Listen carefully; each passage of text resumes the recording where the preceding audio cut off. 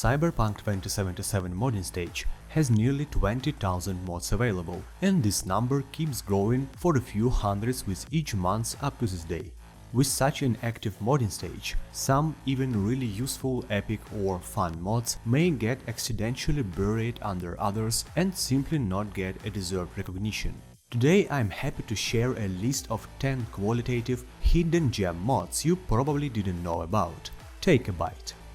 Vehicle combat in the game limits characters to light weapons like pistols and SMGs. Ever wanted to feel yourself like a Terminator and perform drive-by shooting with virile shotguns? It is now possible with the Drive-by Shotguns mod and its companion for saved-off shotguns. You can now use shotguns in vehicle combat from both bikes and cars, simple and effective as it is. There may be some minor clipping at some angles, but this issue is purely cosmetic and is compensated by plus 100 extra points to combat epicness.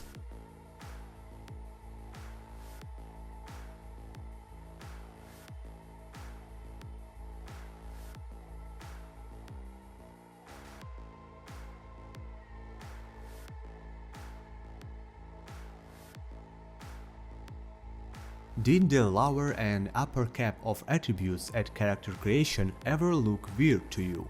Why exactly 3 and 6 and not possible to actually allocate attributes as you wanted? Of course there is a certain balance aspect here, but let's be honest, the base game itself in total is far from perfect with or without this. No character creation attribute restrictions does just that, allowing you to spend attribute points more freely. This allows to create more deeply specialized characters at the game beginning, in a more double-edged way, but also in a way classic RPGs did that. Crafting recipe on labels adds little check marks to the recipe icons in a crafting menu so that you can tell what you already own. Extremely tiny, but also a very useful mod for telling which stuff you already have in your inventory to save the time comparing them. The car delivery quests are fun, but often either super stressful and rarely straight up nearly impossible to finish in time due to their random routes and sometimes just really weirdly generated timers. On top of that, it's annoying that you have to spend 10 seconds each time you go through the Dogtown border. The next two mods, yet another longer car delivery timers and QOL faster checkpoints, greatly complement each other by respectively increasing the car delivery timer and decreasing checkpoint scanning time.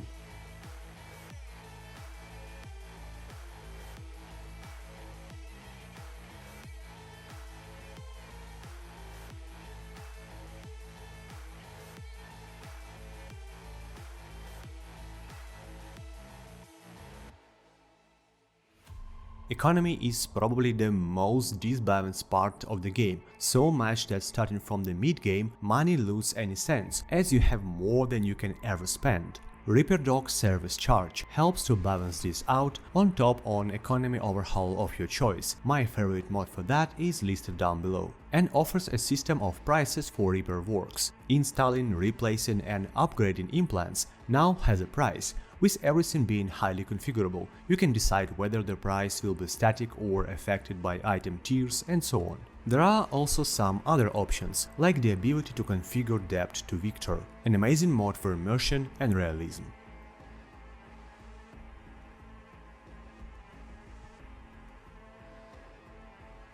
Over 4 years since the release of an AAA game with monstrous budget and dozens of vehicles, and the game still doesn't have a vehicle durability counter, so you have actually no idea of how much exactly your car or bike is damaged. Not anymore, with the Vehicle Durability Display mod that adds exactly such a counter, per your choice, either above or under the speedometer.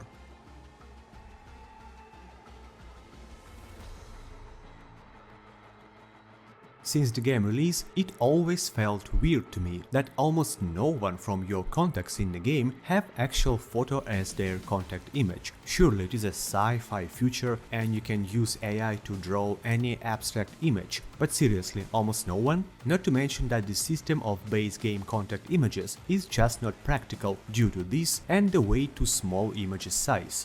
Who Was That Again mod makes context avatars bigger and replace them with an actual picture of the character, which is much more practical. It also offers 4 options: clean with a vanilla red filter on top, as well as a combination of photo and vanilla avatar with or without filter.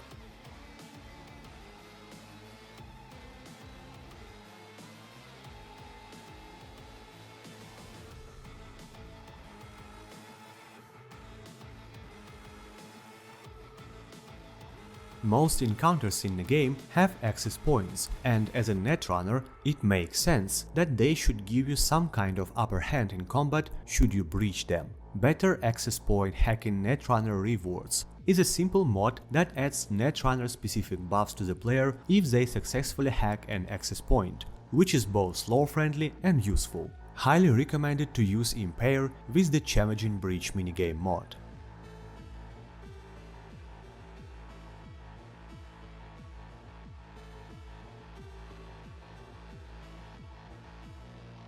Have you noticed that you do not actually get a UI description of what or whom you actually looting?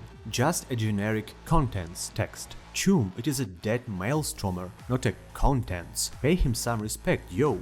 LootingQ or L mod shows you actual names of whomever or whatever you are looting, one of the mods you never knew you needed before you installed it. As a great companion to this mod, you can also use Loot Icons extension, an icon expansion mod that adds dozens of new loot icons to the game depending on the item type, showed both during scanning and during looting, and working as a logical hint to whether loot something or not. Mod also comes with an in-game menu where you can configure the color, size and some other parameters of all the icons.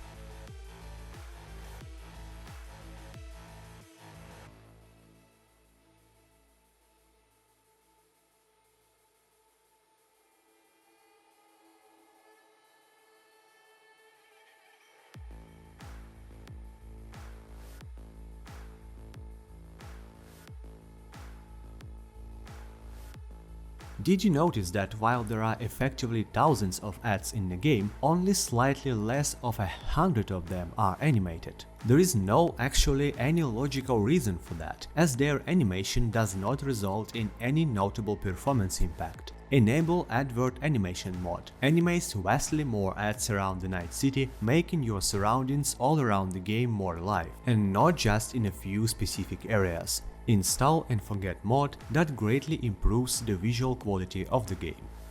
That's all for now, chums. I hope you enjoyed the video and picked at least a few previously unknown mods for your own setup. Remember that there are hundreds of other mods together with installation instructions and personal notes listed in my complete modding guide linked down below.